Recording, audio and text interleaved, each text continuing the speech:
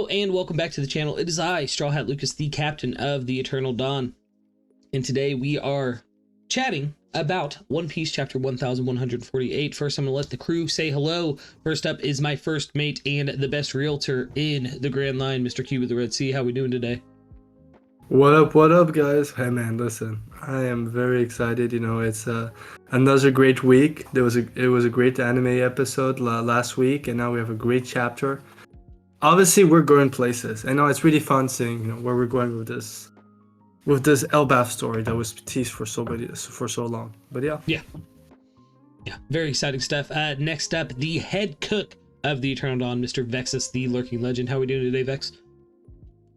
What's good? It's your boy Vexus, the Lurking Legend. Y'all could just call me Vex. I'm stoked. I'm pumped. This is what a crazy chapter. Hope everyone had a good golden week, but we are back.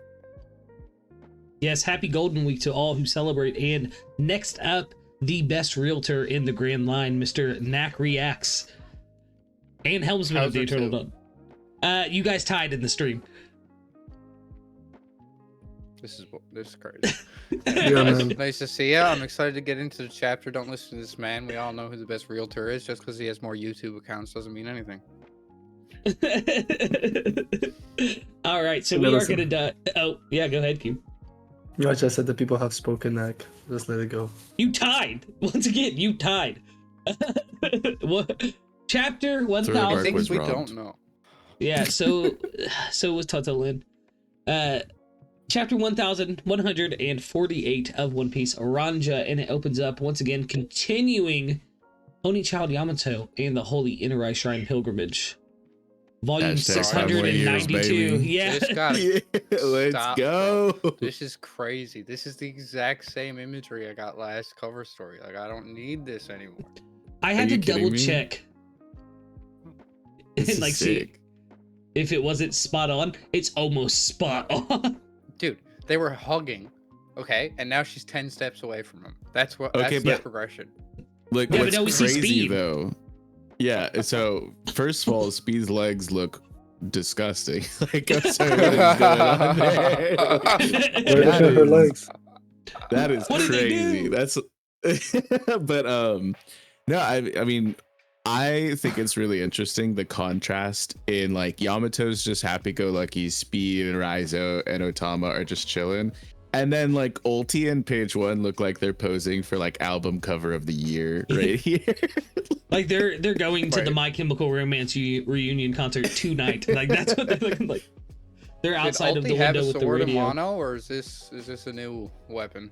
I thought she had a club. She She had a club, yeah. Yeah.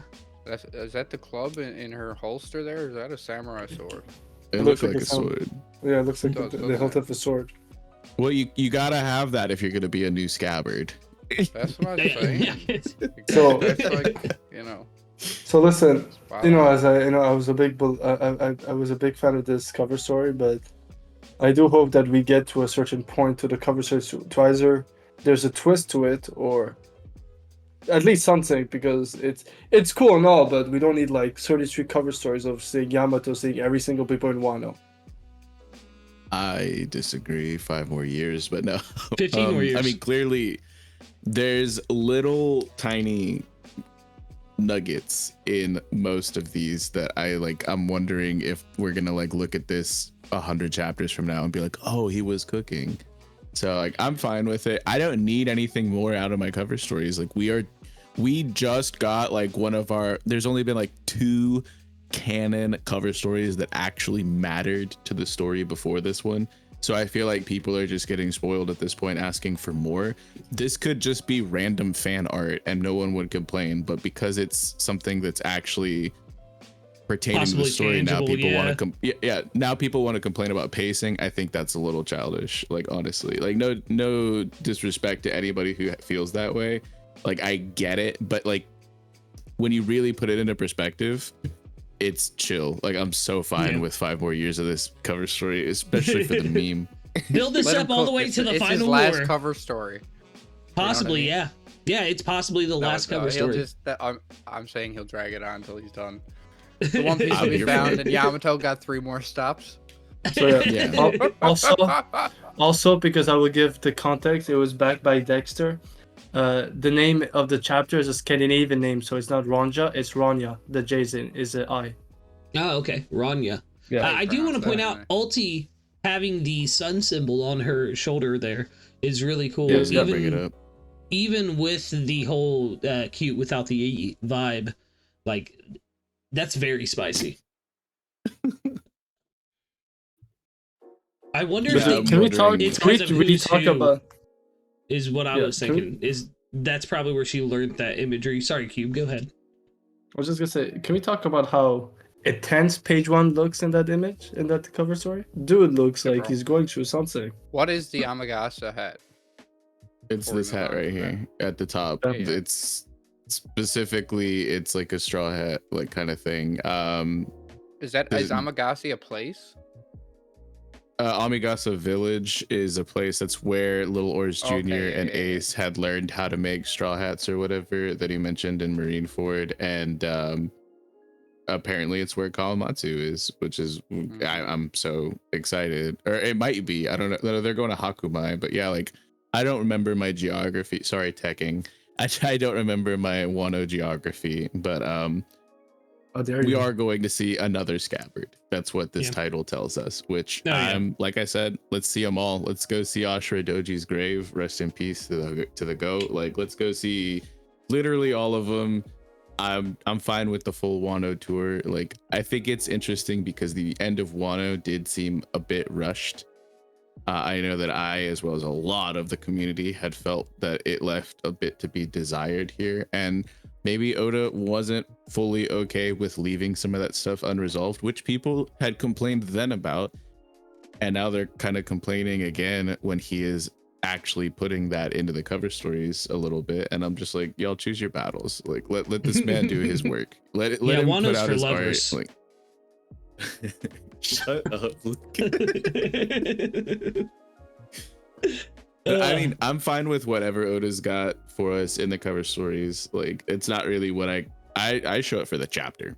You know what I mean? Yeah, Like, exactly. The cover story, it's fine. It's like, extra. It's just a little extra. Yeah. Yeah, it's the parmesan on the spaghetti. You know what I mean? Like it's the cherry on top of the sundae. It's just a little extra that you get at the beginning of each chapter. And sometimes it's amazing. And hopefully this one also has like a really good payoff like that. If I'm honest, that's I think that's what everyone's ready for. And meme aside though, like you said, Vex, I think I'd be comfortable with this going for another, 10, 15, 20 chapters. Like it doesn't bother me. Oda's going to tell the story the way he's going to tell it. Like Say it I'm with just here me, for the Lucas. ride. 5 Way less than 5 more years. years. 5 more years, guys. You've 15 heard it here chapters is first. way less than 5 years. Luffy's gonna find the One Piece. No, yeah, Like, the actual I'm story. with you, Vex. I'm okay with 15 more chapters. Vex is talking like 210. Okay. Yeah, no, the actual story itself will have concluded, and Oda will keep putting this out. This is Yeah, he one started page Two a Piece. a This week. is 2 piece. Yeah. He's already started Two Piece. Like, it's happening right in front of our eyes, guys. Hilarious. Like, This is fantastic. One more. Grand Theft Ashura Doji. Sorry. I'm done. Now I'm done with the emo CD. he's only remembered by you, Lucas. You know that. Yes. oh my god. I'm saying, didn't Vex mention him just moments ago? Who? That's Gaslight. Who? That's a lot. You're crazy. Yeah. Any more thoughts on the cover story before we get into the chapter proper, boys? No, I think this one didn't have a lot to grasp onto or anything, but the mention of Kawamatsu is hype because that's my favorite scabbard. I love him, and I won't stand for any slander because he's the goat. He's so cool. He's so dreamy. Look, And it just confirms that, yeah, like we do have Ulti and Page 1 tagging along for the journey. So Yeah. I'm interested, Bums. but it doesn't give us much else, you know. Nat called them bums. He said bums. What do you mean? Hater. No, I'm Yeah, fine. man. But they are bombs. I mean, they just flock to the next most powerful person around them. They Yeah, got dude, they're the post They got time skip Johnny and parent issues. Yosaku. They're the Ah, post there time you skip go. Johnny and Yosaku. oh my They God. found their Zoro. Yamato. That's so funny. It's crazy. And we'll never think about them again. No. So starting us out, we see the children as they walk onto one of Gunko's arrows, specifically one by the name of, you said it was Ranya? Yeah. Ranya, who's being led out into this arrow.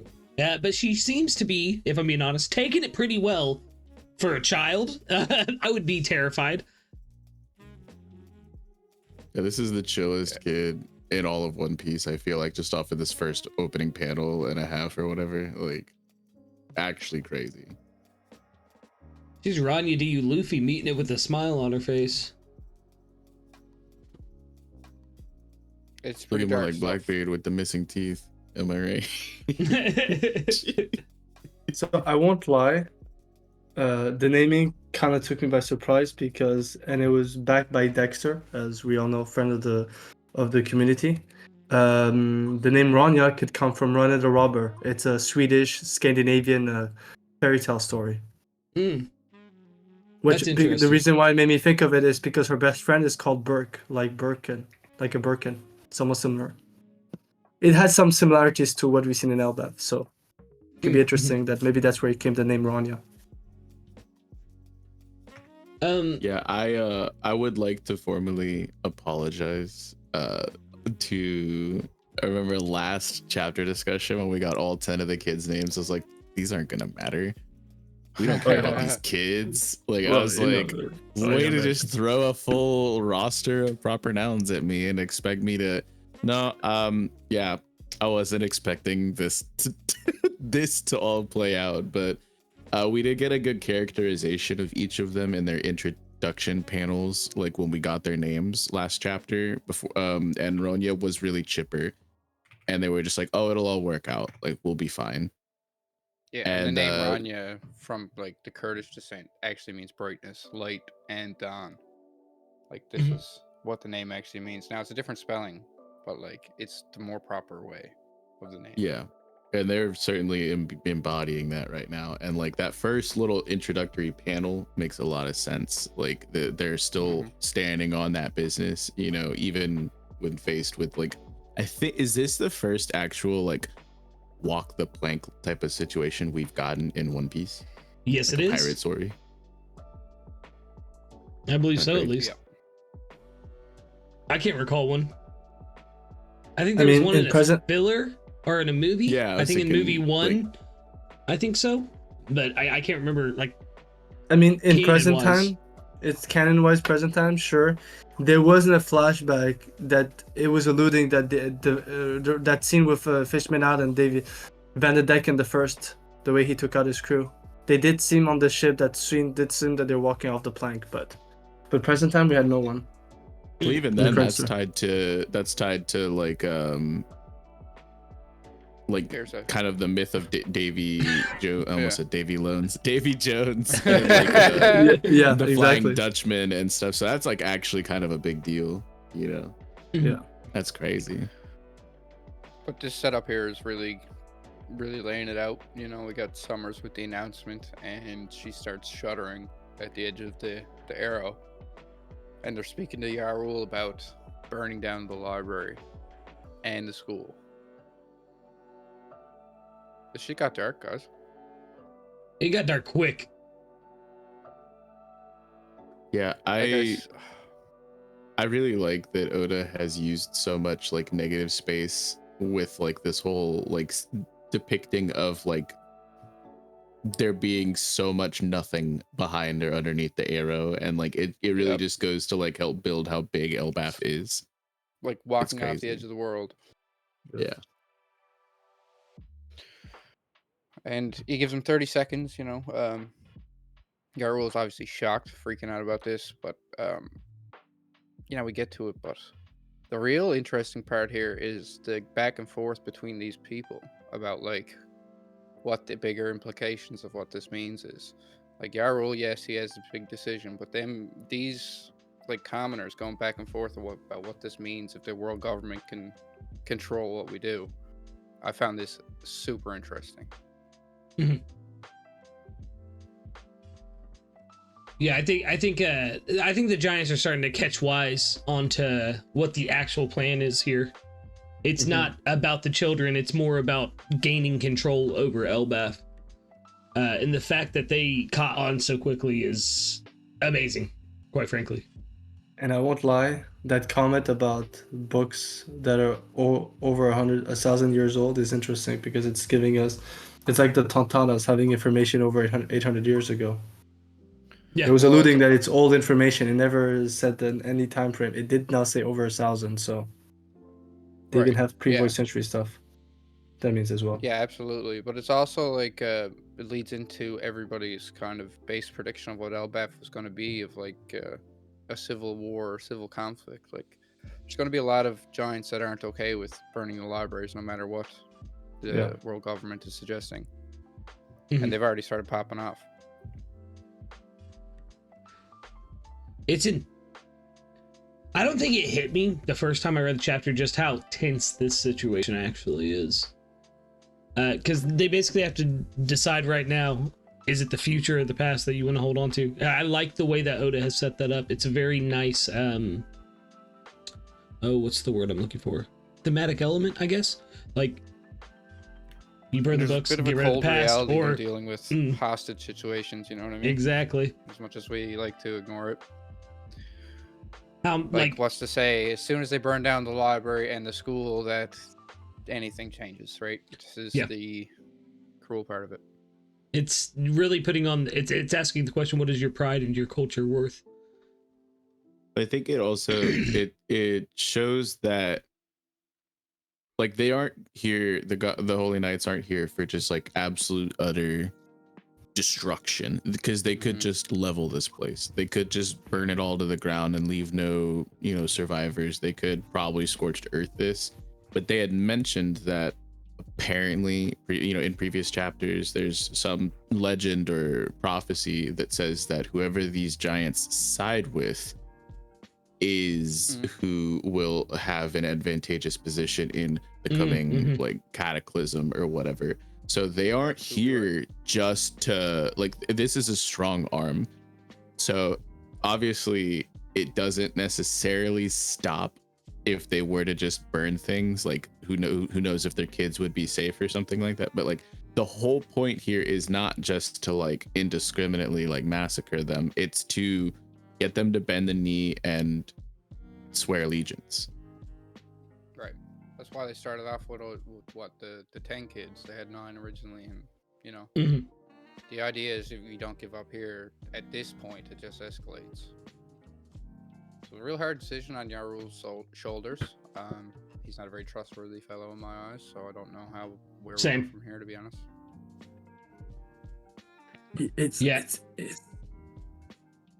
Go ahead. It's interesting because now, we've been talking about if this arc, because they've mentioned O'Hara more than once. Clover was also mentioned at the beginning as well, and last arc as well.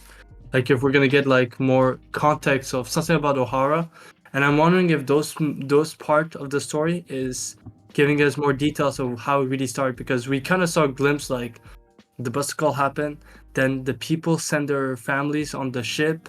So I'm wondering if it's like a similar way of operating, They want to sway when the kids on the small ship, similar to how the civilians were put on a small ship before Kaino did his own thing. So it's quite interesting. Like I'm wondering if we're getting more like introduction of how they get people to do their thing. Like what if we never saw it, but they threatened the civilian family members. That's why the scholars instantly were waiting to burn it, Yeah. They gotta grab hold of their families. Food for thought. Yeah. No, I totally see what you're saying. Mm-hmm. I agree with that. I think so as well. Like, I guess next page, like the Giants continue bickering back and forth, and then we get to catch up with Robin, Saul, and Chopper. And he can't be done. Like, there's no way they're gonna do him like this. No. Right? Saul's getting up. He's just really hurt. Am I crazy? No, I think he's definitely gonna get up. I think if he was in like mortal danger, Robin probably would have been able to steady her temperament a little bit better, especially since they had just reunited. Or it would have fueled things a little bit more. Yeah, I do think he's gonna get back up. I don't think he's down and out for the count. He was a vice admiral. This is One Piece. This is That One is Piece, true. y'all. Yeah.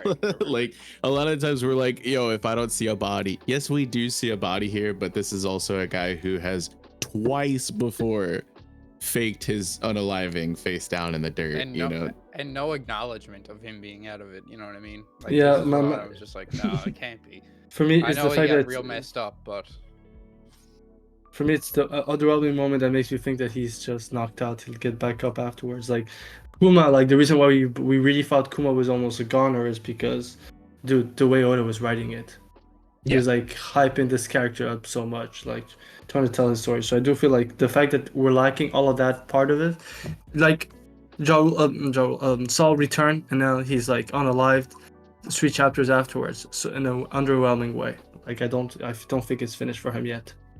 He might still be unalive at the end of this arc, but I just don't think this is the time. The way that I see it playing out is if he is on death's door right now, we're probably gonna get like another Vegapunk style speech from him where they drag it like 9 chapters out. You know what I mean? I'm sorry to like laugh at a serious kind of, but like I don't think we're gonna get that. But if we do get a goodbye to Saul due to this encounter, I think it won't play out just like with him face down in one panel. Right. It will be a much grander thing, you know. So I'm not necessarily sweating over that right now, but Oda, I'm watching you. Like, don't you dare. Like, but I have so much respect for Robin, like fully ready to crash out. Let's go. Fully ready. Like, Yeah, we can get right into this because this was such a great moment for Robin just to decide, no. I don't need anybody's permission to go stand up for this man. Exactly. And then you see everyone rallying as well. Like you see Frankie and Ripley coming. You see Dory and Brogy both like getting ready to like, you know, go. Everybody's heading to Branch A. A war is about to go down on Elbaf between the citizens of Elbaf and the Holy Knights. And then before we go past like and the rallying scene, we do see like Nami giving Summers a bit of attitude, and this, you know, this is kind of funny, like calling him a prick and stuff. But Brooke over here, man, I shout out to Cody because he's really got me convinced something's not right with Brooke. Like, is he out in his spirit form, wandering about right now? He's not saying anything. He's not doing anything. I like that he's all mummified. He's completely wrapped up. You know what I mean? It's very strange. And if he is off doing something, like maybe he's off to find the trio and be like, hey, you know, where you do? Yeah. Get here right now. But that would be a great way to incorporate the guys back into this without it being like a, oh, finally I said something. Yeah. Oh, I showed up. Icing. Yeah, to add a little icing onto that is that like Brooke's whole fruit, the whole concept of his devil fruit is that he died and his soul went to the afterlife, or what some, you know, belief structures would call the underworld. Oh, and where's Luffy right now? Literally in the underworld of Elbaf. Yeah. So if his soul were to leave and go there and to return again, dude, that's so good. Yeah. Like, you know what I mean? Chef's kiss. Yeah. You know what? I didn't think I'd do it a second time. Yo, like I won't lie. I'm gonna go for a different idea because I never caught that there's something off of Brooke. He's very quiet. I'm even wondering the way he recognized the God's Knights, you know, because of his past. I'm wondering if because he kind of recognized Summers and he started to keep a low profile. Because remember he did recognition. We'll yeah, like later, but yeah. So what? Around. Yeah, like what if the identity of like the original before Rumble Pirates, he doesn't want Summers. Like he's trying to keep a low profile, not talking, not saying anything to tell who he is. Keeping his head down a bit. Yeah. Because if you look at him, he looks like he's hiding behind Jinbei. If you look at it, compared to the he's others. kind of like really hunkered crouched down a bit. Yeah. I don't think he has a choice. There's some right now, look to his left. There's some kind of Japanese onomatopoeia too written next to Brooke. Are you sure that's? It not looks just, like scarring on the rock. I don't think it is. The lines are placed way too like You'd specifically. have to look at that in officials because I don't Yeah, see a character. I out of gotta- that, but I gotta- maybe with I a gotta look. rotation or something. It kind of looks similar to this way they're just putting effects on Summers right there as the wind Yeah. blows on them. Oh, yep, I see And it. we didn't really talk about because we didn't cover last chapter, right? Like but this like little vine serpent dragon thing, dude, this is Yeah, so that's weird. sick. Like, Baller. oh This my is goodness. so sick. You're talking about a guy with like perfect control of his fruit. This is incredible. Mobility, damage, defense. This is awesome.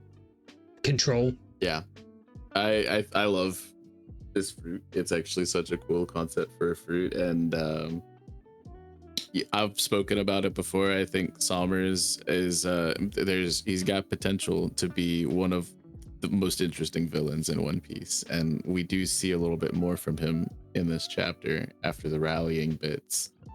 The Well, rally. that's all you can really say about this. This is the troops rallying. Like everybody kind of hears the call to action here, and the ones that aren't going to give in are on the way. It's bottom line. This is exciting. Yeah, I'm pretty hyped. Yeah, that's what I was about to say. It's just overall, it's just such an exciting event to witness unfold. Yeah, well, you then could we get it. expect to see all of the pieces converging more or less, or at least most of them, after you get like a big old Oda diagram like he showed us. I think it was like 2 or 3 chapters ago when he like depicted where the fire was, where the castle was, and everything. And it shows like I love the little Oda diagrams. They are Gives us one of an my idea favorite of how parts. long like people will take Yeah. to get involved, and Mhm. close It's to the literally one of my situation and- favorite things in every arc is just Right. seeing like when we got the little skull dome, like this is where this person's at, this is Yes. where that I love seeing that in Wano. I love seeing it in Dressrosa and like all of these larger places. This is the most larger than life place or setting that we've ever been in. So like Yeah. here, arguably more than anywhere else, it's more important. You know what I mean? Our map Mhm. was a tree branch. Our I would Kube take- map. so cool. I would take Oda Maps over Google Maps any day. Oh my god. But like we gotta just dive right into this because this, sadistic My bastard girl, is going dude. through his monologue and gets absolutely cracked, dude. Yeah. The only smack I've seen on him so far. And Sand it was floor. a doozy. Cool, buddy. Oh, Drumsticks. This is an interesting attack name. I'm curious. don't think what's it's how gonna it be in the translates. official. That's Yeah. Yeah. what I'm kind of getting at. But the way her hands, Oda draws the, like how they become one, wrapping around each other, all the arms blooming and to become peak. This is amazing. This is like Robin at her finest form here. I love Robin. And I was talking Yeah, about like- Demonio Fleur last week, and like she don't even need it. she outsmarted him, and we'll get into how she did it. But right from the first attack, I'm impressed with her. I like the like people have mentioned in the community that there's like kind of a theming here is like she's the hana fruit user, so like flowers versus like thorns, Mhm. and She's I really perfect like matchup. that kind of. I don't know about perfect matchup. I think she's actually kind of a bad matchup. I'm not gonna lie, but she does some proving me wrong in this little sequence. I think this is crazy. This is so Beautiful sick. execution with her flower or her fruit, excuse me, because we were just talking about Summer's use of his fruit. Robin is Yeah. another prime example of someone who's taken a paramecia to the limits. Yeah. And as much as I like Summers as a villain, I still want to see him get his shit kicked in. It's like Doflamingo. Like I love Doflamingo, but I was like the best part about his character was when he got his fucking rocked. By, like, when Gear so- 5 just came out of the sky, like, or Gear 4, I mean. Yeah. But so like this panel of him like with like spitting up blood, just getting pretzeled. I'm just like, ah man, I was through the roof. I was That shouting. clutch, This baby. was so good. You know why it's called clutch, right? Mono clutch, man. This Because was Robin sick. comes in clutch. That's why they call it that. Let's go. Yeah, This she. sound. This is the type of sound I make when I get up in the morning. My back is really stiff. Like, Yeah, dude. Oh my god. This is so sick. Cody, actually, I was watching his live stream, and he was one of the first people I've seen to react to this. He brought up how like it doesn't seem like there's a sound effect to the crack but is that not what the big kanji is? Like the crack? Yeah, that's the onomatopoeia. Okay. Yeah. Okay. I was gonna say. But yeah, wicked I'm- execution. Loved every bit of this. I am, though, I will say, I'm stuck on the drumstick line. I really do need to see officials before I go too deep on this. But if it does tie to drums, leaning towards the drums of liberation is why kind of thing. I don't think know there's anything why to it would cling be. to If there. it leaned into drums, it'd be more of a clap. You know what I'm saying? That's what Not I'm. If clap. it's leaned into music and you got hands, you know, you can percussion stuff. You know, but I wouldn't say drumsticks. Yeah. You know, I'm no professional, but from what I've seen people mentioning in the community and whatnot, it translates to some word. It means something in some language that has actually nothing to do with drumsticks. So I'll just wait for the officials. Okay. Fair. Yeah. Okay. So, like, I won't claim that I know what it means. Like, I've seen the word and I didn't write it down because I wasn't really locked in at that point in time. But I'll just wait. Like, I have no issue waiting until Sunday to figure out what this attack is called. You know. Yeah, look at Brooke. I'm so sorry. I didn't mean to jump ahead. I was looking at the next panel and got completely sidetracked. You're okay. Go on. Look at Brooke and how zoned out he is. Everyone else is, congratulations, Robin, you did it. He's been snapped in half. Brooke is zoned out completely. He is not Like I there said, right man, now. It was a great catch. I never even Yeah, considered brilliant it until I watched Cody's catch. stream. Shout out It's like a lot SSJ of times Cody. you don't need a character to be doing stuff. Like, Mhm. you know what I mean? Like, normally any other character not talking in every panel wouldn't be like something to raise your eyebrow at. But Brooke is the one who's always got his lips running. You know what I mean? Exactly. Always gabbing. If he had And he Word. hasn't said a thing. Yo. Yo. And with Oda, like, let's be real, Oda loves a good reaction shot. Like, he loves a good reaction shot. The memes aside are enough to prove that. So for the fact that everyone else is reacting, but Brooke is just like, Yep. yeah, nah. Deadpan. Keeping up Mm. with Thumbs up. almost. This isn't They're God with him. immortal. We can't beat him. Mhm. So, as much as she really give him the business, he literally snaps his neck back in place and says, "So anyway, Elbaf, can you Yeah. still hear me?" Yeah. Like, Yeah, I'm he sorry kept for counting. technical difficulties. The whole time she was like running the ones on him, he was still like 21, 20. All right, 20 seconds left, y'all. Like, he like Talk about villain that's energy. crazy. That's It so was insane wild. to me. And he's It's- funny it- too, man. This is funny. Like, these It's giving me interactions a are, like- it's giving me Kizaru Sabao introduction. But I love Ooh. that. You know what I mean? That's Yeah. like classic One Piece. Like, this is what we need with our villains. Saturn was a little too like, I don't know. I hate this guy. This guy is scummy. Now this Mhm. guy is funny, but I still can't wait to see him get kicked in. And Exactly. Robin surprises me again. Yeah, when she like tackles him, and he Should've said, been "Don't me." tell me you have a crush on me." Whoa there! What do you think you're doing? Oh my god, dude, it's so funny. Like, It is amazing. what a like, Oda goofball. is a king. I'm not Like, chewing that a is so silver funny. slide pack. Oh my god, Oh couldn't my be Green God. Bull, am I right? Couldn't be Green Bull. Oh my god.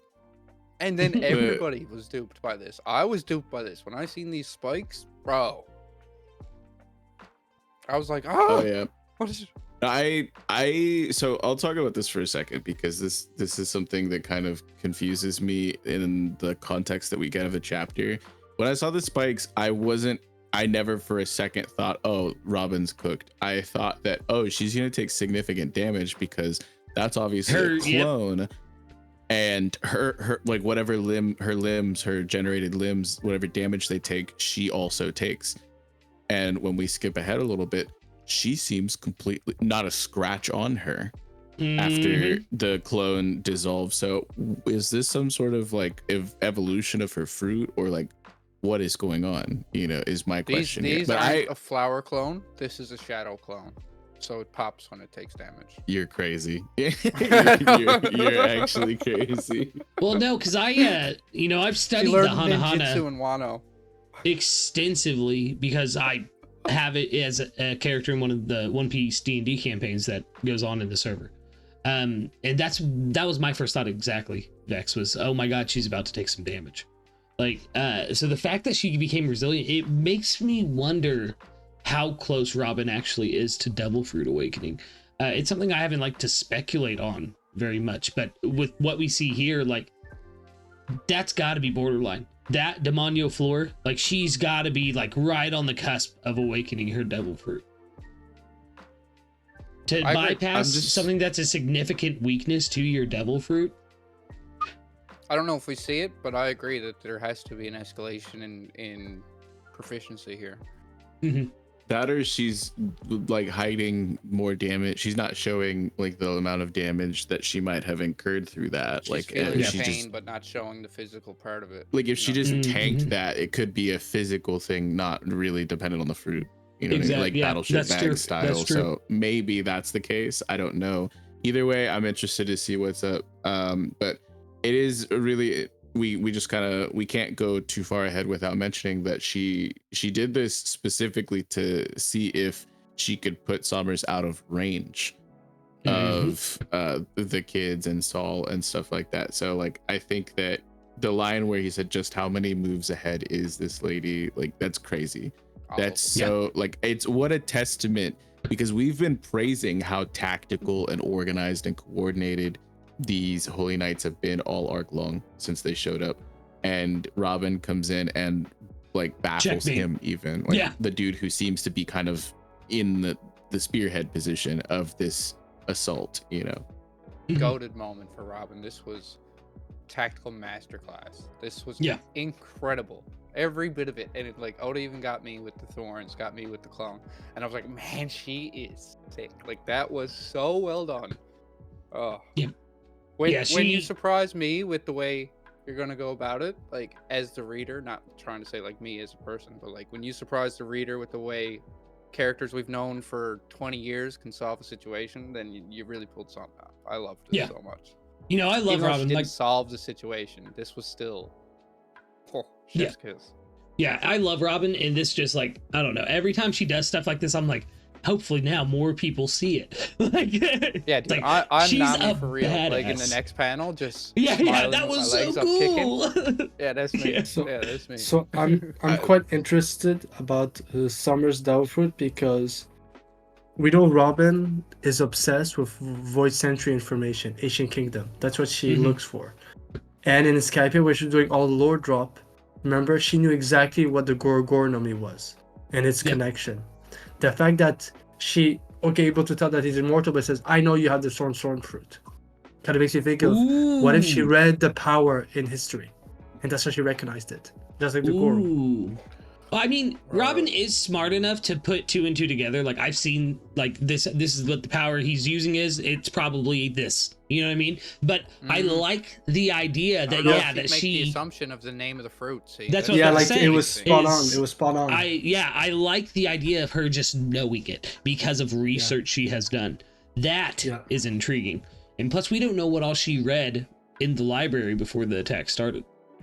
Yeah, true as well. Because we saw, like, Lilith, you know, making claims like, oh, when we were talking about Biblo, like, oh, they must be the user of this devil fruit.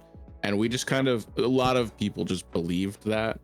I'm not one of those people. I don't know if that's exactly had a long conversation about that. Yeah. Like, how would you name that? You know what I'm saying? But this is something we have seen in an Oda box already, so we can fully believe that Robin does know what she's talking about here. You know what I mean? And the also, shot, Brooke. Look at Brooke in this panel. I know, he is out of it, man. If he's here, so he's fucking funny. Locked out. Like,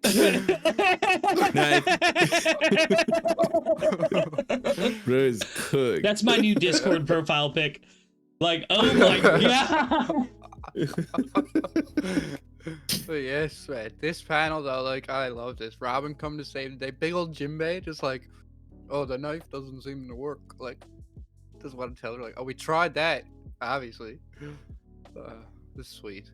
But the star that goes off when she hears Sommer's voice again, and we realize he's he just doesn't care. He's still counting down and stuff. Yeah, bro, this is it. Like, so yeah, he catches himself with his devil fruit, like, which, like, Spider-Man style, like, I kind of predicted that would out of the belly button probably happen. Yeah. But yeah, this guy, he was like taken aback and a little bit surprised by Robin, you know, like what she was able to accomplish. But no matter what, like, it's just full of contingencies, and like just the versatility of this power is insane to me. Yeah. You know what I mean? Like, this is exactly what I've been screaming at off the rooftops for, is like, give me another cracked paramecia where somebody does like what Doflamingo was doing and just like fully there's so It's many just another really appendage. amazing there's so Dude, many making really amazing dragons out devil of thorns, fruits bro. Like, this is that sick. we see these phenomenal devil fruits with shit users, you know what I mean? Yeah. And like finally we get like exactly what I've been begging for. Yeah. Yep. It does look like Sick. he's growing it out of the tree and not himself, which is intriguing to me. Well, it could probably I go don't know. both ways, right? Yeah, I like feel it could go be either way. I don't know where you're I don't think seeing the that it looks thorns are like coming one from or the him. other. Next to the one where he's hanging down from his belly button with the thorn rope, right next to that, the panel on the right of it, it looks like it's coming out of a knot of the tree. But like you said, I it could go definitely see either that. way. Yeah. But I don't think we've ever seen him use the thorns where they come out of him. They always Yeah. come out of some surface around him, either the ground, True. tree, whatever. You know what I'm saying? Or So his I don't sword, think- yeah.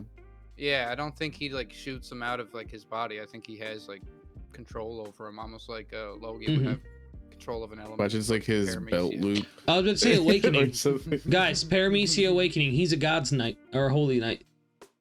Affect your environment, like pulling them out of the ground and stuff. Easy like that. No. I mean, I'm here for an awakening. I put 5 more awakenings on my bingo card, and I'm really hoping we get that. You're but, 0-5 I don't know.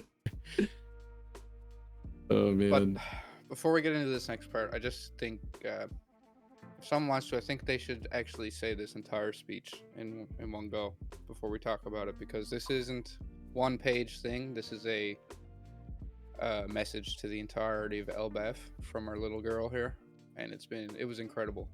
Yeah. I'll do it. Yeah, go ahead. It won't be me. I'll get emotional.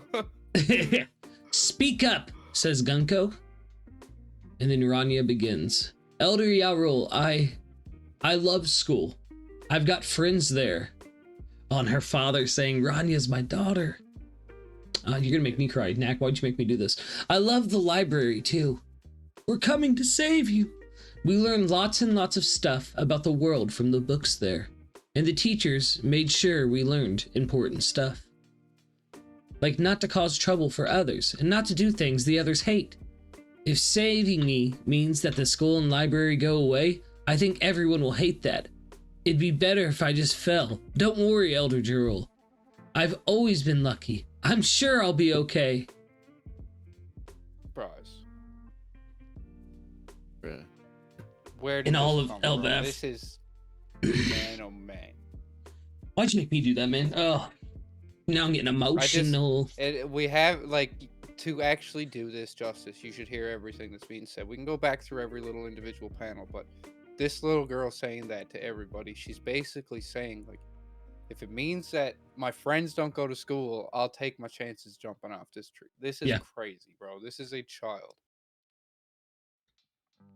I think that this really honestly speaks so much to the country at large and the school, as well as obviously the character Ronya. Ronya is a goat.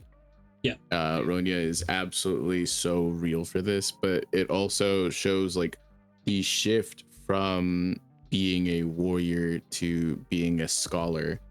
And this young character There's maturity has right taken here. it so to heart to make the decision to sacrifice themselves over the knowledge of history, of ancestors, of ages. And this is one of the single most moving interactions we get with a character we just got introduced with one chapter prior, you know, or two chapters If prior. not the most, So, like, man. That if not and, like, the most, like to come out of the gate like this with Rania, man. like I Bonnie want has to grow. some serious You know what I mean? depth, don't get me wrong, but like of all of the other like kids who are like definitively kids in One Piece. I think this person just shot up to like top 3 in my opinion. You know what I mean? Yeah. What were you saying, Cube? I won't lie, with the beginning of the arc, I do feel like there's a sort of inversion with young Robin being on that cliff and thinking of, it might be just easier just, we did have that at the beginning. So it's like an opposite thing where Rania is full of love, and so she's willing to go while, Robin felt empty. Well, there's this realization on all Yeah. the adults' faces as well that like she thinks this can all be solved with her. Yeah. Like she honest to goodness believes she's Yeah. the deciding factor in this, and all the adults are like, you don't get it. Like you can jump off, it's not gonna make a difference. Yeah. You're not saving But anything. To a kid, and like Robin was 8, so I'll just assume that Ronya is around that age equivalent, in giant years or something. I don't know. But Exactly. like what Cube had said, it's like Robin had to choose to live to carry out the will of O'Hara, whereas with Ronya, Yeah. she is okay with being unalived. And that, Yeah. oh True. man, The inversion that's is crazy. it's so deep. Yeah. Yeah, that's well, good catch, Cube, because And her name's Rania. Like, well, So I just starting keep with going Ro? through the entire. Okay. announcement here. I see it. Okay, so I thought it Yeah. meant something else. Look what it means. She's called Rania. I get it. And like just looking at the faces, Nami's catches. Yarul, of course, Yarul is the ambassador for the old way. He's like, what do you mean? Like you think like this about the school and the library? Like he kind of looks shocked. He had no idea it was so important to all of them. And then you Yeah. see Nami's face right underneath if you turn panel, and her face says it all. She's oh man, this was really. I know this is a really emotional part of the chapter, but we can't just brush right past whenever Summers is doing the countdown and he says 2. Look at this shit-eating grin. Like what? What a Yeah, he's an What is asshole. what a it? cretin, dude. What a cretin. Oh my yeah. God. Ugh. It's like in any other situation, I would be like, wow, this guy's the GOAT. Like, I love him. What a great villain. And like, this is the worst, bro. After getting such a crazy good moment from Ronya, and then see, like, he's still a great villain, even more so because of this. But it's like, oh, I hate him so Yeah. much because of I want this. to punch him in the mouth so bad. Ugh. So, I mean, Jarul gives the call. Yeah, what a bum. What do you do? Ah, man, what do you do? I mean, yeah, what do you do? It's Yeah, dude. Damn if he does it, or damn if he doesn't. Damn if he doesn't. You know what I mean? Like both of the situations, he will be called out for it. And it's like we said It's- earlier, who's like, at what point in a negotiation like this do you really have any faith in the other side following through? At Mhm. You know what least, I mean? You're kind of stuck at the whims of Yeah. that person, and then it's just really, really tough situation. but So at he makes the call. least, yeah. And we still have our doubts on Ja Rule. Like there's something off about him, right? But the way he's reacting and the decision he made, we could say to assume that whatever decision he made, he thought he was helping the people of Elbath. yeah, Like it does seem like there was a good intention. It's just the way he did it. yeah, just like when he killed King Harold. Wild. I think that Face, though. That is, yeah, there's- that's once again Oda loves reactions, man. And like this shows the pain that Elbath is going through right now perfectly. Their commander in chief here, like breaking as he has to, burn it all down. there's a lot that could be said about him bending the knee for the demands of the Holy Knights right now. And like Nak had said, who's to say that it stops with these 10 kids or this one child? I get that. But the end game is ultimately compliance. Forcibly, but like if they're only willing to take these 10 or like one even or none, I can understand why he would be willing to become subservient, but it's the sacrifice of the knowledge that I think is what's really the biggest bargaining chip for them on this like in this like demand situation. Mhm. And if you really have to weigh the lives of 10 children, and it doesn't stop at 10, because after that they're just going to go find more but they will leave some alive because of what I had mentioned earlier, and what they had said in previous chapters is they need the allegiance of the giants in this upcoming whatever debacle that will unfold due to some prophecy that was already mentioned. So they are not going to take the lives of every single person in Elbaf here, but they will not stop at 10. We're damn sure of that, just like Knack had said, right? So like, but the thing is do we sacrifice thousands of years worth of knowledge, the entire will of O'Hara, and the mural, even potentially? Do we sacrifice an entire like world's hidden history for one country in the present day? Even if it's not just 10 kids, even if we put the entirety of Elbaf on the chopping block, is that worth losing the history that so many millions more have given their lives to protect? And you know, that's the real dilemma here. It's a huge moral issue, right? Yeah, like I said at the beginning of the discussion, it's that thematic element of what's more important, the past or the future. And in this case, like you had said, Vex, it's such an interwoven history to the battle that not only the Elbaf giants, but so many races and people within the One Piece world has fought, that it's like, is it worth it? And it's such... No, go ahead, Nick. I was just gonna say, and the idea of them putting it on a timer, right? This puts extra pressure on top of Ja Rule to make a hasty decision, and also puts pressure on him because then he knows everybody is waiting on his decision, and then he's not really given a chance to weigh out what this really means. You see the common folk kind of going back and forth what it means if we surrender right now. Like, that's not just one demand. We're bending the knee to the world government by doing this.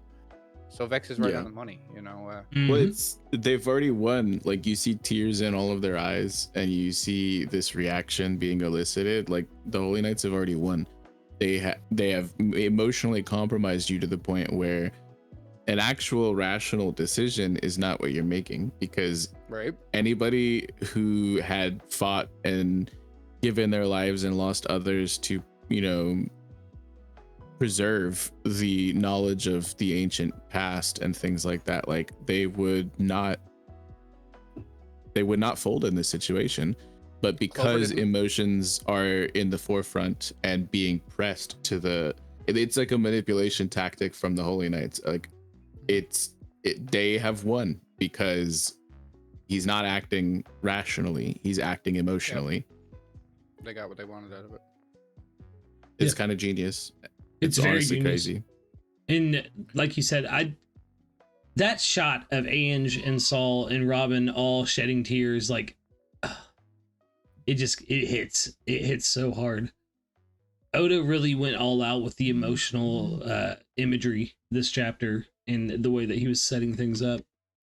Well, I mean, and Summers is right back into the mix too. Like, we see him grab Robin again.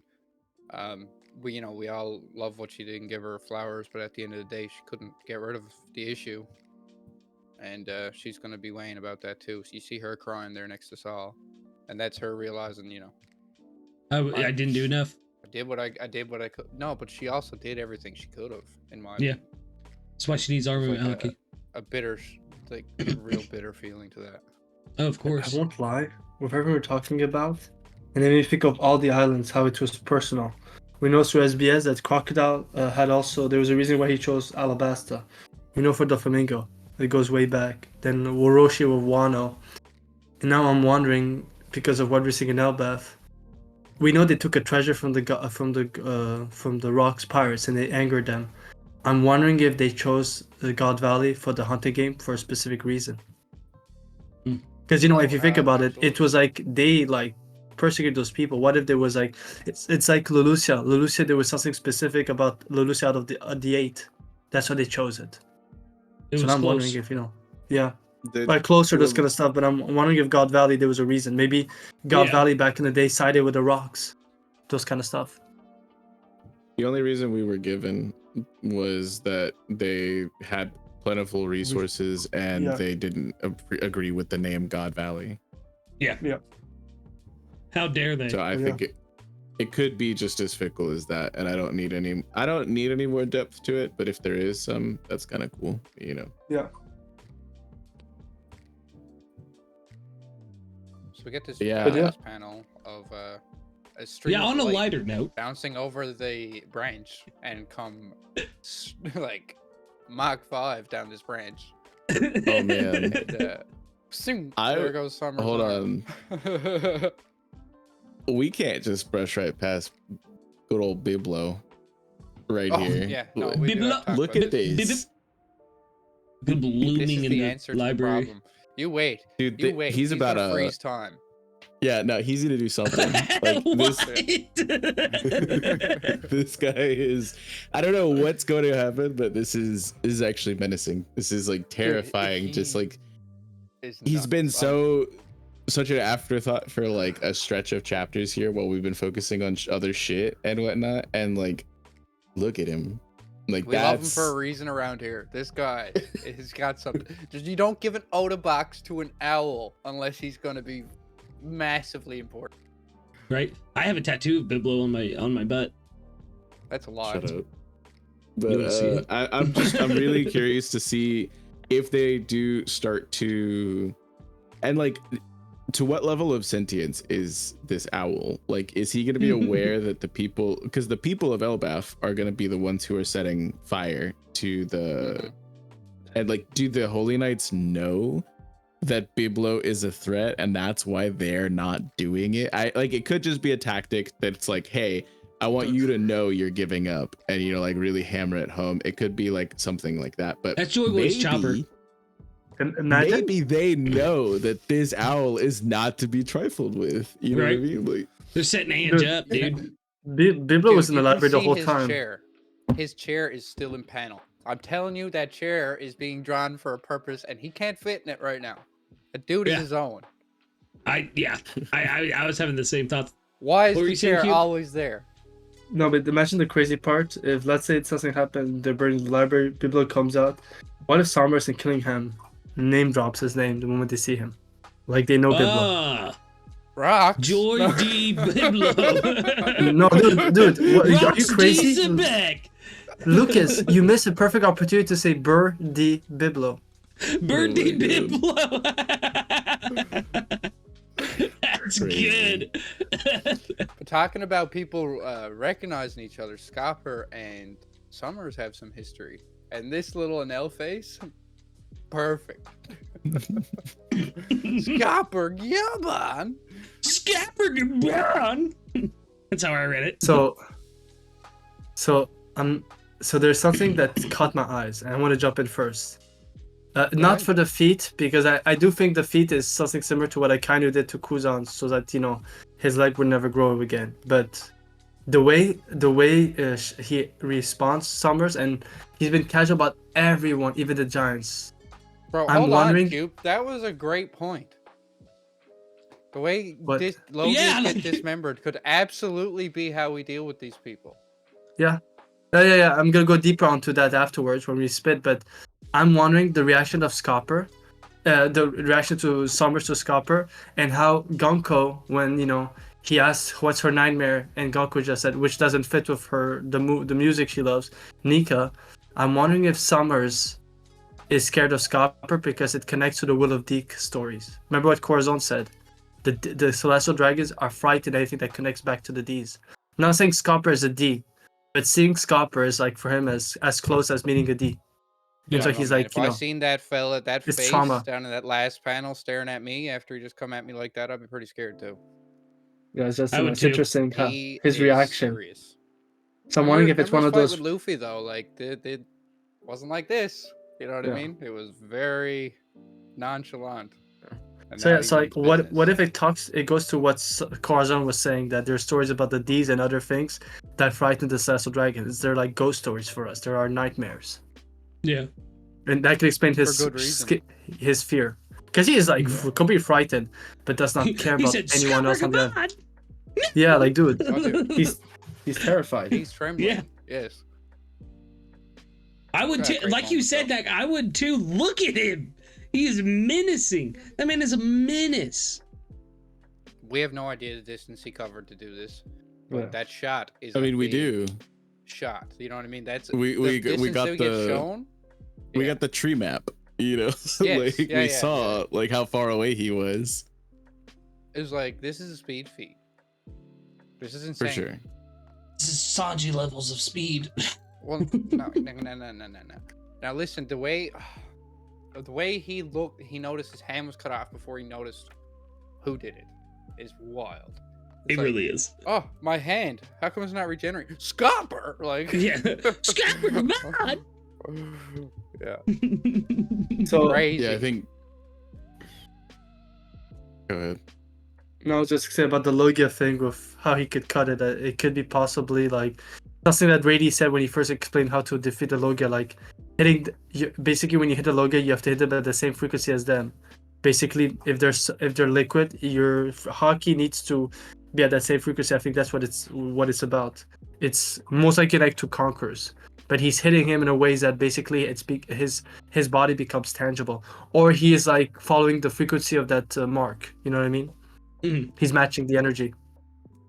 This is a pretty big, huge moment, really, because a lot of people were suggesting that this is like a shadow or a like spiritual astral projection type version of him. But the fact that Summers is actually injured, bleeding, it means that the regeneration is an ability that can be countered. It's not just like these guys are sent here as whatever projections that can't be taken out permanently. If they are here, they can be defeated.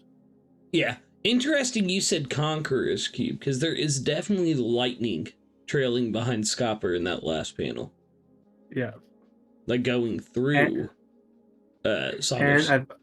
And the only ability we've now been seeing Conquerors being mixed up with different different hockey styles. The only two style we never seen together is Conqueror's Observation. True. Yeah, I was talking about this the other day. It'd be interesting if you could, like, you know, with Future Sight, you see a future, but Future Sight mixed with Conqueror's hockey is like willing that future to happen. You know what I'm saying? So I witnessed this happening with my Conqueror Future Sight. Like, I witnessed me cutting off his hand, and therefore it becomes a reality. I don't know if it's that simple, but that's kind of how I'm seeing it right now. Yeah. That feels No, a little I in line with Gunko's Devil Fruit, maybe. And we've seen that some Devil Fruit powers are recreatable, either through technology or like hockey or other Devil Fruits. So I'm Or not pure fully convinced skill. that it's that. No, me neither. I think it's that kind of. yeah, I honestly think that it might just be that Scopper, who has obviously scuffled with these people, we see long time no see, you know, right there in a text box. But like, I think that they could be getting their regenerative powers similar to like how they can't travel through the abyss without the mark of the abyss. So there has to be something specifically that is giving them their power, and if you can counteract that in some way, then they're just normal people. Maybe really strong normal people, but you can remove that ability. So I like the mark of the abyss is something that can grant that ability. I think there is another thing here that can grant that ability. If it is a Devil Fruit ability, we've seen Devil Fruit negation before through strong hockey in Law on Winter Island with Doc Q's abilities.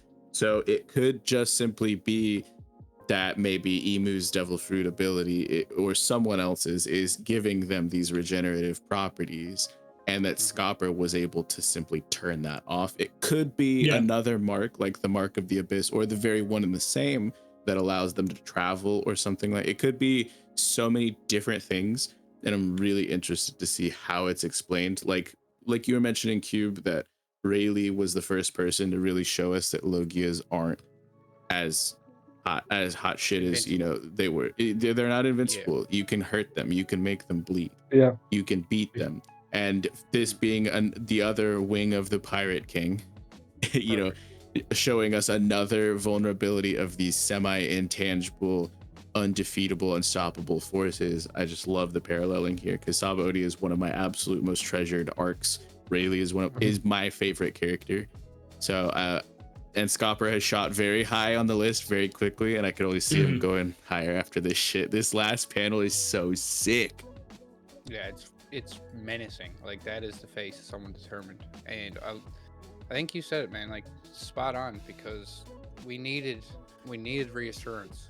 Because there was people, like even myself included, have toyed with the idea that can we even beat these people when they're not like at Marijoa? Do we just, can we defeat them and then they just get sent back and then they can keep coming back infinitely? Like, what's going on here with the power? So seeing them take damage here like this shows they're just tapping into something we don't understand.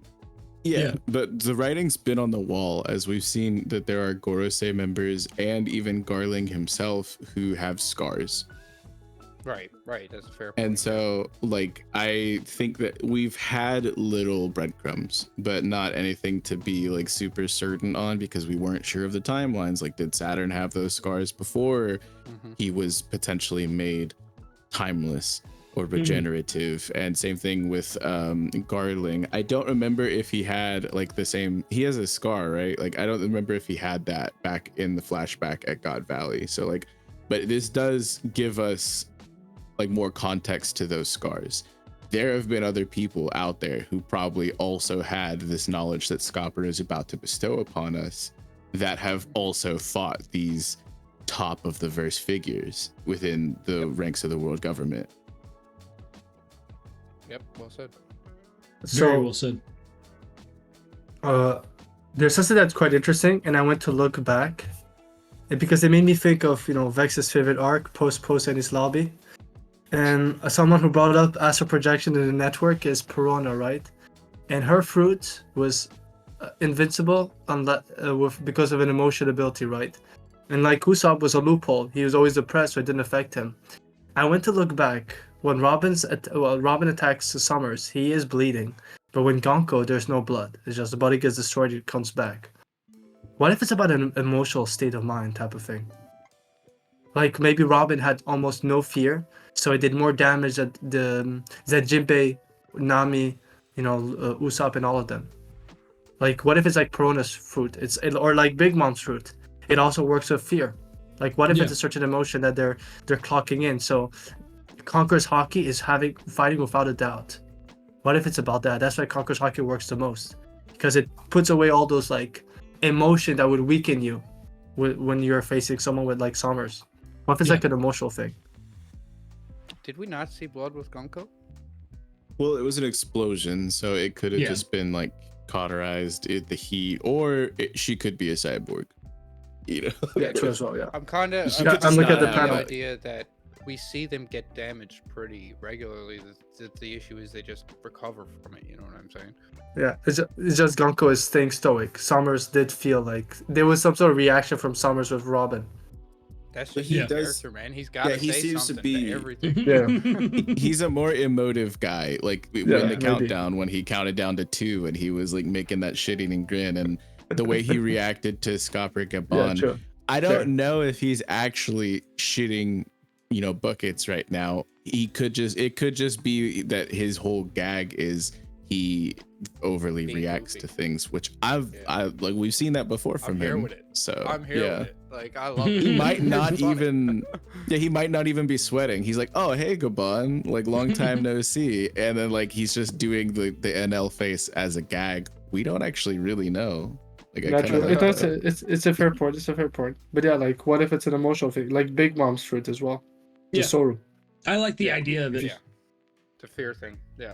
Yeah. And Robin is indeed the Straw Hat. Other than Zoro, where when she puts a game face on, there's very few things that they could do to break her confidence. You know what I mean? Because of the life she's had. Yeah. She ain't scared easily. All right. I think that moves us into final thoughts and ratings for the chapter. Kube, final thoughts and rating? So you know what? I really like this chapter, so I'm gonna give it a rating that is basically Robin's second bounty, which is 8 out of 10. I feel like it was lacking a bit in the lore department, but I feel like I love what we got from Robin. Ronia's speech, you know, that Scopper moment. And he has just started, guys. Don't forget, he is there to get his boy, and he hasn't gotten his boy, so he's on Newgate time right now, demon time. But yeah, so it's an 8 out of 10 for me. Nice. Knack. How about you, This my is humble 10 out of 10 homesman? chapter, man. This is 10 out of 10. Yep. Any final thoughts? Funny. Hits all the nails on the head. Gives our characters some great growth. Throws some curveballs my way that I don't know. And we get this epic climax where Scopper comes in and shows us that they're not invincible. I don't know how much more this chapter could have got. Vexus, my baby boy. What about you? I do like this chapter. I think that for me, obviously the standout was Ronya being the GOAT. Absolutely amazing characterization from a very young person who we just got introduced with. They haven't had much time in the One Piece world or within the actual manga to be characterized, and this just hit it out of the park. And for Ronya alone, I bump it up an entire point from what I would base this chapter if it were like just the other scenes that we got. And so she's kind of carrying, I'm not gonna lie. It was a good chapter. I think that there was a little bit more to be desired from me, particularly. It felt great to see Robin cut loose and like actually get in action and whatnot, but it ultimately was futile and kind of a stall tactic that didn't even actually stall anything, because Sommers is just built like that, I guess. And I was expecting we would also see some Scopper stuff, and so just this last page, it is cool that we got it, and I'm very hype, but I was hoping we would get a little bit more. So to me, this feels like just a little cut above a typical like really solid setup chapter. Because of the Ronya stuff, we did not get a lot of payoff at all. So ultimately it is a setup chapter, but Ronya bumped it up a full point. Like I said, I give this one an 8.5. Nice. Ooh. Solid. Higher than Cube. Disrespectful Cube, man. Nobody's higher than Kube. Right. So I'm just being honest. no, yeah. I about you, love this Captain? chapter a lot. Yeah, I love this chapter a lot. Rania being as chipper as she is, even in the face of, like, let's just be real about it, death. The rallying of the giants coming to terms with what exactly is happening, to decide a decision, like, are trying to make a decision that, like, let's be real, is just impossible to make. Of course, Robin is my girl. That is my favorite character in the entire story of One Piece, and to see her step up and stand for her beliefs and put herself in harm's way to even attempt to throw off these, like, let's be real, massive forces of nature is just wonderful to see. I do agree with Beck, so I think this is more of a setup style chapter with a very hype ending, but for me this is a solid 9.5 out of 10. Like, as close to a 10 without being a 10. I do think that And it's Rania... absolutely a setup chapter because Yeah. the fires aren't set. This is the whole point of this chapter, is to set up the lighting of the library. Mhm. So next chapter, expect chaos or a heroic turnaround.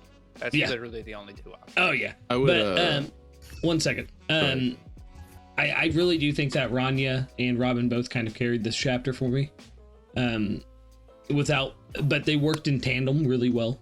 I think that without one or the other, it wouldn't have hit as hard. So I think that really lended to the chapter. But yeah, what were you going to say, Vex? I was going to say, I would like to ask for a formal and public apology from you, Captain Straw Hat Lucas. For what? I know. For the constant memeing and slandering of Ange, who for all intents and purposes, is entirely exonerated of I'm all sorry. of that. Wait. I have Crying something to add to crocodile this. tears. I have something to add to this. This is what I was gonna say after Vex. I said the only reason why Lucas didn't give it a 10 out of 10 is because he was wrong about Ange being a traitor. Good. No, That's so I funny. want an actual apology, please. Yeah, man, you have to Like, apologize to her, You man. dragged this nice that lady face. through the mud. Yeah, man. 10 toes down, crocodile tears. You're No, so no. wrong. Ange is in the clear now. It's evident that she is a good guy. Yeah, man. All I'm gonna say is, Lucas. And I'm sorry. There you go. Lucas. All I'm gonna say is, you're not in danger, but next time you walk down the street, keep an eye on both sides of the street, man. Just saying. Your days are marked.